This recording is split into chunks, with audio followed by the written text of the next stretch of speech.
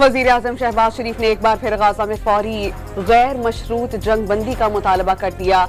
SCO+ summit से खिताब में तनाज़ात का पुरअमन हल निकालने पर जोर। इसराइल जंगी जराइम का मुर्तकिब करार। बिजली के बुनियादी टैरिफ में ₹7.12 इजाफा। वफाकी काबीना ने बुनियादी टैरिफ ₹48.84 तक बढ़ाने की मंजूरी दे दी। सेल्स टैक्स और एडजस्टमेंट मिलाकर फी यूनिट टैरिफ ₹65 से तजावुज कर जाएगा। सुप्रीम कोर्ट ऑफ पाकिस्तान ने इलेक्शन ट्रिब्यूनल तश्कील के लाहौर हाई कोर्ट और इलेक्शन कमीशन के फैसले मुअत्तल कर दिए। चीफ जस्टिस का PTI वकील के एतराज पर इजहार बरहमी। फैसले के बाद इलेक्शन ट्रिब्यूनल ने काम रोक दिया। पाकिस्तान ने मजहबी आज़ादी से मुताल्लिक़ अमरीकी रिपोर्ट मुस्तरद कर दी। मुल्क में हर शहरी को मुकम्मल मजहबी आज़ादी हासिल है। तर्जुमान दफ्तर खारजा ने रिपोर्ट हक़ाइक़ के मनाफी करार दे दी।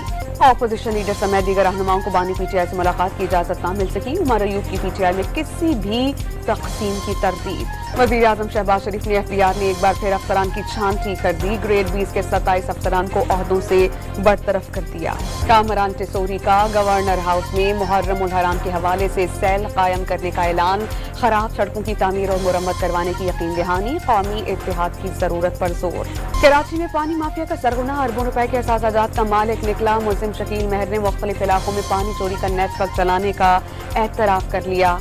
हरीपुर तरबेला डैम में पानी की सतह में इजाफे के बायस बिजली की पैदावार तजावुज कर जाएगी।